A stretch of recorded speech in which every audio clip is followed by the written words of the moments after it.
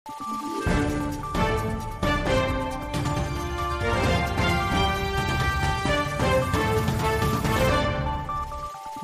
araw, Pilipinas! Ito ang Valiente News hatid sa inyo ng Office of the Vice President.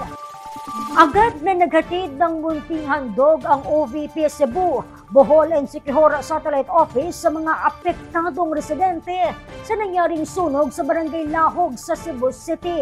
Narito si Brian Latasa para sa karagdagang detalye.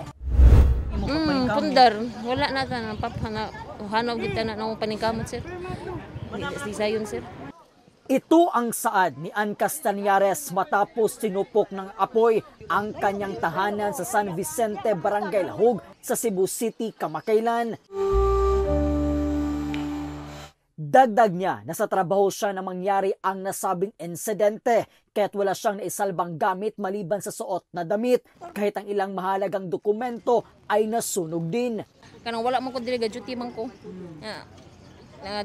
Sa sarabuan ako nakabalo nga giapas ko sa akong Paris nga balay nasunog na daw. Pag alas 7 kapin, pag abot na ko diri wala na ugdaw na ni anak na ko diya pati nahilak na ko. Pag ugbaw na ko wala na akong balay. Puros na lang baga na bilin. Pag abot ni diri. Bising gamay wa ko napunit. Tapos lawas sa tanan, sir.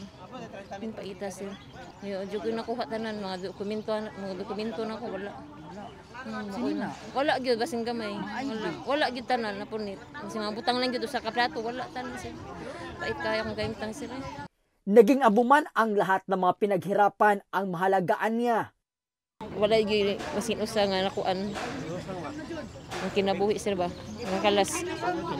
Isudyo kayo kinabuhi makalas, sir. Kaya ka na di gyud mabayaran. Ang butang makita raman pero ang kinabuhi di na gyud makita, sir. Sakit gugap ko. Sakit panungbungon nga ingana wa kasi usa ka butang wa gyud kinapon, sir ba. Pero saman uhon lang makasugako drami ani sa mong pagsuhay. Kaugnay nito, agad naman na naghandog ng food packs ang Office of the Vice President sa pamamagitan ng OVP Cebu, Bohol and Siquijor Satellite Office. Food packs na naglalaman ng 5 kilong bigas, mga dilata at kape ang natanggap ng mga apektadong residente at kabilang sa mga nandugan ay si Rose Ann. Ang gikan sa lumulupya sa Sitio San Vicente kami dire dako kayo pasalamaton nga wala kami pasagdi sa among kahimtang karon. Painde Sara, salamat kayo Ma'am Sara sa ibong kaayo namo nga wala jud mi magkalimti maskin sa kadagan nga ingani nga pangitabo sa dili lang kami naka-experience nga ingani pero adyo mi pasagdi. Mula po dito sa Cebu City, ako po si Brian Latasa, ang lahat para sa Diyos, bayan at pamilyang Pilipino. Valiente News. Kuwento ng ilan sa mga nasunugan na naalalayan ng OVP. Tunghayan ang kanilang mensahe para kay Vice President Inday Sara Duterte. Alamin sa susunod na episode.